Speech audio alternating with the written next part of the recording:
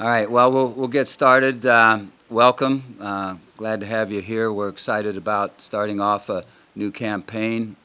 Um, the players have worked tremendously hard in the off season to get prepared for fall camp, which we're into now, and the upcoming season. So really proud of what they've accomplished with Dak as our strength coach and his crew, spending all that time with him and having them work as hard as they have. I think it's a group of players that not only have a great work ethic, but there's a lot of leadership on this football team, and that's one thing that we've tried to do is to develop leadership in our program so that as leaders go, there's more leaders coming in and taking their place. And I think the leadership with this group will be especially strong. We've had a few changes. Obviously, Ron Collins is now our defensive coordinator, and Ron is in his ninth year as a coach here. So certainly a lot of stability. He's been a coordinator at different schools, Colorado, Boise State, tremendous experience. So we're fortunate that when Jimmy left to be able to move up a guy like Ron to take over the duties of defensive coordinator. Nate Faunus, a grad assistant, as you know, then became the linebacker coach as Ron moved to safeties coach. Felt very, very comfortable in moving Nate up as a grad assistant. He has some experience as a full-time coach in a lower level school, but had the full backing of really everybody on our staff in terms of taking that position. So we were that confident in him being able to step right into that role and give us what we need. Alan Rudolph will be with us for his first season with us. Excited about that. He has done a great job leading up to this point from the time that he stepped on our campus in terms of working with our offensive line. I think he's a demanding coach, but he does it in the right way. I think his players really have taken to him. So we've been fortunate then that when we do have a guy leave, that we're able to really replace the person that is left with quality coaches and really good people. And I think that's what has enabled this program to continue to win football games and have seasons that have been certainly respectable seasons. You don't see the really up and down that you see in some programs because of the fact that we've been able to hire at the level of a coach that we've been able to do. And obviously the continuity of all those guys that have been with us for a lot of years has been great and has been what has also helped our football program sustain itself the way it has. We've going to do things a little differently on this one. I'm not going to continue to go on and on and on. I will take questions if you have anything specific of me, but we're going to have Tim Albin address the offense, and Ron address the defense, and Brian Haynes address special teams. So you can get to know those guys a little bit better, and can certainly drill them with questions that you may have. We have 5 captains. Nathan Rourke, two-time captain. Javon Hagan will be a 3-time captain, and then a 1-time captain with Austin Pleasance, Will Evans, Cam Oden. And all 5 of those guys are really, really good football players, and all 5 of them are really, really great teammates. And they're driving hard for a great year, not only for themselves but for their teammates, and so we'll get tremendous leadership from that group. We have 23 guys who have played significant time that are returning on our football team. 8 returning on defense and 5 returning on offense. So the fact that you have 23 guys that have played significantly is good. Teams look at returning starters in different ways, so I look at really, rather than returning starters, more along the lines of returning athletes that you have that have played significant time. So we're fairly good there. I will take any questions that you may have. Jason. Frank, for the last 3 years, your team has, at different points throughout the season, looked like the best in the conference, and for whatever reason, didn't finish it off the way you wanted to. Have you identified ways that you can make sure you're able to finish it off, or if you had that answer, you would have done it? Well, obviously, if we had the answer, maybe things would have been a little bit different. But as I see it, you've got to have really good coaching. You got to have good athletes. We got that. You got to have a little bit of luck in the MAC conference, because as you go through the conference games, some of those you're playing in the middle of the week. You're coming off sometimes a 5-day rest. The opposing team may be coming off a 6 or 7-day rest. Everybody has those problems as you go through the MAC. Coming off a 5-day rest, you may have to travel. You may have traveled on the game prior to the one coming up, and you may have to travel to the game coming up. So that just is draining on your football team. So it's tough in the MAC to get your team prepared in a manner that they're going to be on top of their game every single game because of those circumstances. But that's what coaching all about, and that's what we got to do. I think as I look at it, I think we were the strongest team in the MAC at the end of the year, and there was a play or two that kept us out of the MAC championship game, and we'd like to think that if we'd gotten in the MAC championship game last year the way we were playing at the end of the year, that we'd have had a good shot at it. So some of it's timing, some of it's a little bit of luck, some of it's having really, really good athletes, some of it's having really, really good coaches. We've got those two things, and we're hoping to get done what we want to get done this year. You mentioned a little bit of luck, and scheduling kind of plays into that. How do you feel about that schedule this year? At first glance, it seems to avoid some of those short windows from game to game and back-to-back road games and things like that until the end. I think some years the scheduling hits you a little harder than others. I think this is a year where it has not hit us real hard. I think it's certainly a very, very manageable schedule. So, you look at our first 8 games, we're playing them on a Saturday, which is not normally the case. Coach, you get to renew a pretty great rivalry with Marshall this year.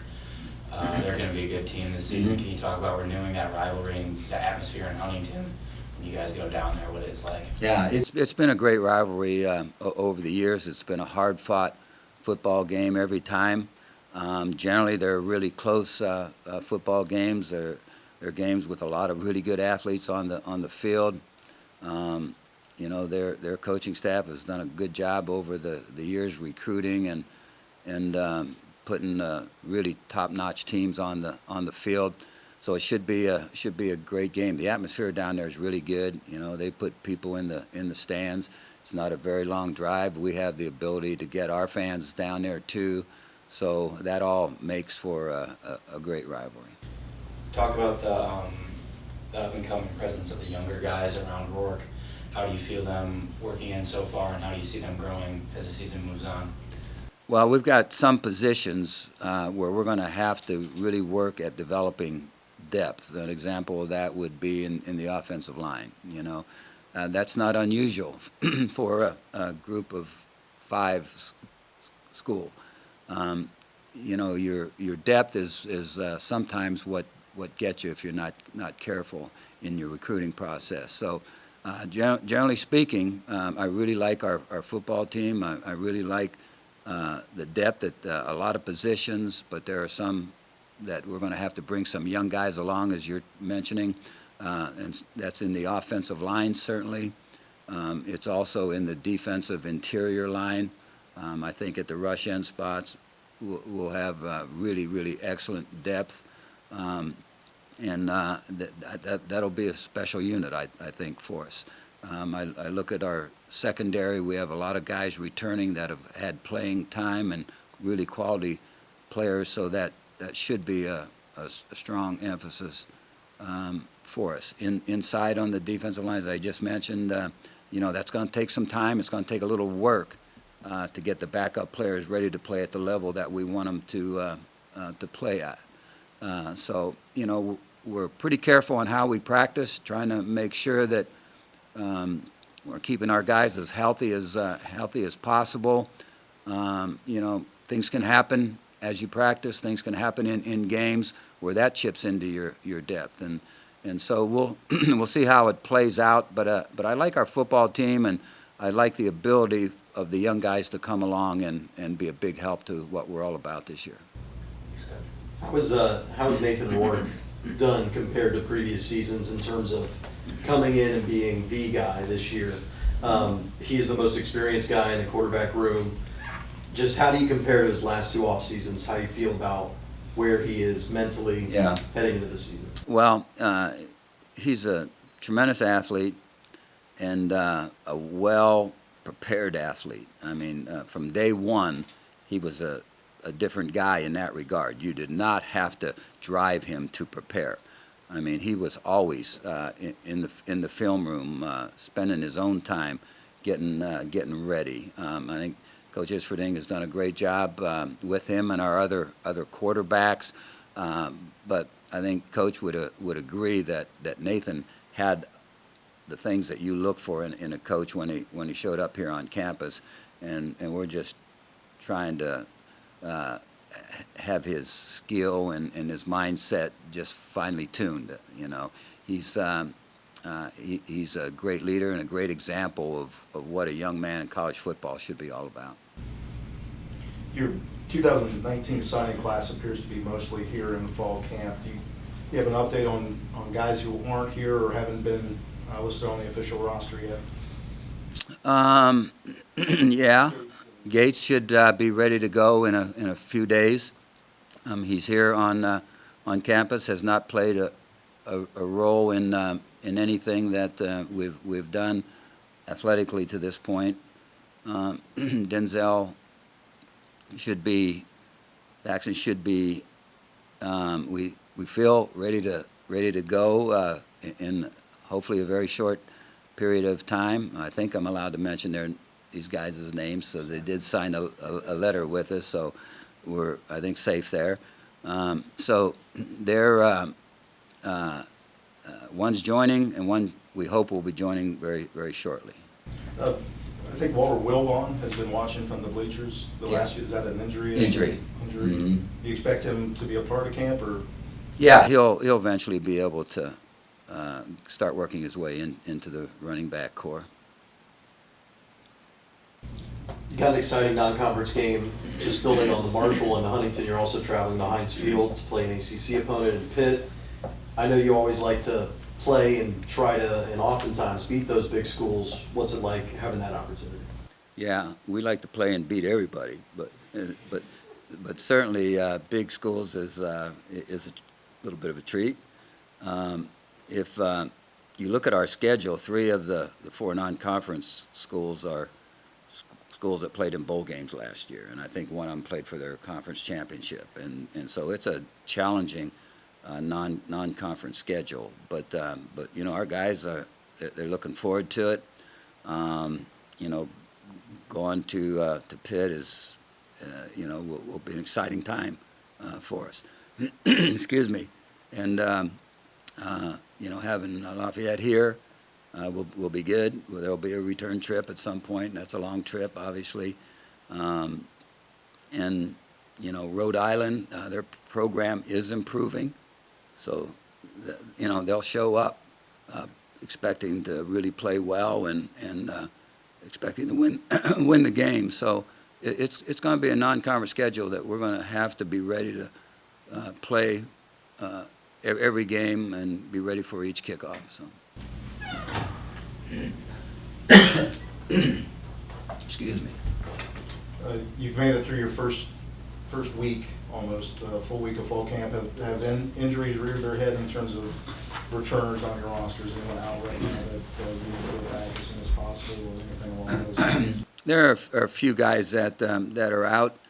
Some of that is extended from summer conditioning and some surgeries in the off season. We've had a couple injuries that are keeping guys out for a period of time, but those should not be really extensive injuries. We'll see on one of our players who's got a little bit of a wrist injury that hopefully will not be very significant, and we'll be able to get him back somewhat soon.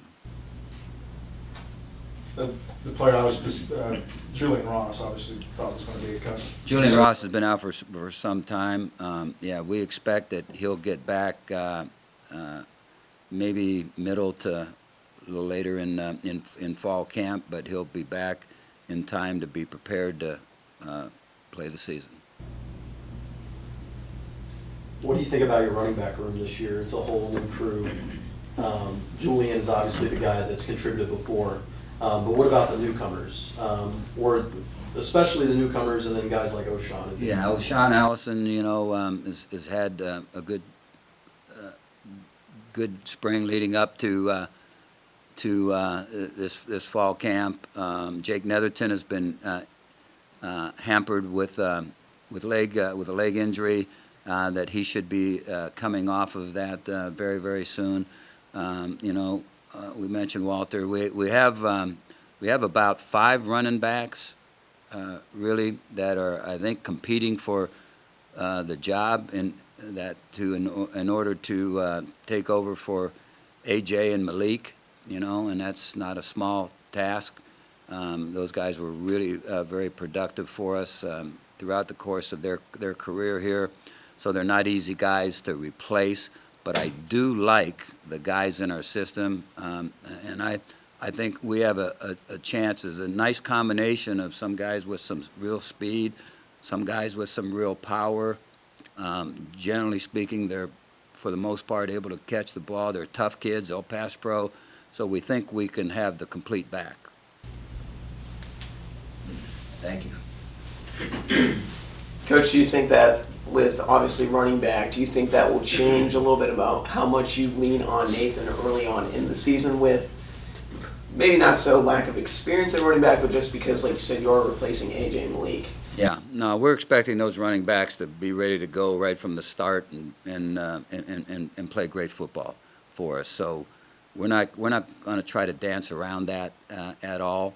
We run the football. We come off of a play action passes. Nathan and our other quarterbacks are able to throw the ball really well. I really like our receivers, and so we want to be a complete football team, and we want to kind of display that right from the start. Just looking at your quarterback room, specifically the younger guys, so far through this fall camp, what's impressed you about Curtis Rourke and Joe Mishler? Curtis is very much like Nathan, a real student of the game, probably a little bit bigger, maybe does not have quite the speed and quickness at this point in time in his career that his brother has, but he's got good speed and quickness. He's got a great throwing arm. He's got great touch on the ball. I think he can develop into a special thrower. Joe is got great passing ability also. Does not have quite the height that maybe Curtis has. But, he's able to do an awful lot. Very smart. His dad's a head coach in high school ball and has prepared his son really very, very well.